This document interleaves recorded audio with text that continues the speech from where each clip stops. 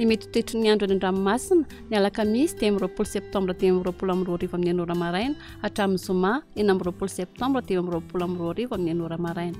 Foana ny fampitandremana mahakasika ny hamafin-drivotra. Ho an'ny morontsiraka atsinanana. Tanjony bomba hoetra any amin'ny tanjona ankotsy. Andrahona amin'ny sitokotoko. Ho avy atsimo atsinanana ny drivotra ka 20 km isan'ora. Ahatratra 10 km isan'ora any avaratry Vohimara.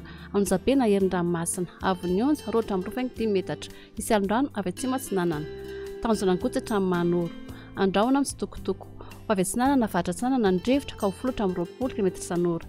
Anjabena ranomasina. Avon'ny onja 2 metatra. Manoro hatrany Taolanaro. Anorana malefaka any atsimo Manakara. Ho avy avatra ny avaratsinanana ny drivotra ka 20 km isan'ora. Ho avy atsimo kosa any atsimo Farafangana manomboka ny alina ka 20 km isan'ora. Anjabena herin-dranomasina. Avon'ny onja manodidina 2 metatra. Ahatratra 10 metatra manakaiky ny Taolanaro. Taolanaro hatrany amin'ny tanjona Vohimena. Anorana malefaka miatoato. Ho avy atsimo ny rivotra ka 20 km isan'ora. Anjabena herin-dranomasina. Avon'ny onja 2 metatra. Isy alin-drano avy atsimo. Ho an'ny morontsiraka andrefana. Tanjona Vohimena hatrany amin'ny tanjona Kabo. Ho maina amin'ny ankapobeny. Ho avy atsimo somary atsimo atsinanana ny drivotra ka 20 km isan'ora. Anjabena herin-dranomasina. Avon'ny onja 2 metatra noho ny alin-drano avy atsimo.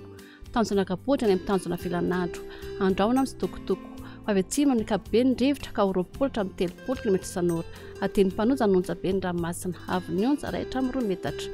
Tanjona Filanandro hatrany Analalava. Andrahona amin'ny sitokotoko. Ho avy atsimo atsinanana ny drivotra ny maraina ka 20 km isan'ora. Ho avy andrevana na avatra andrevana kosa ny atoandro sy ny alina ka 20 km isan'ora. Ahatratra 10 km isan'ora indraindray.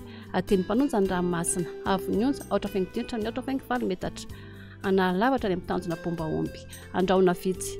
Mivaovao mitsoka ny drivotra ka 20 km isan'ora. Ahatratra 30 km isan'ora indraindray. Ateny Mpanonja ny ranomasina. Avon'ny onja 8 metatra.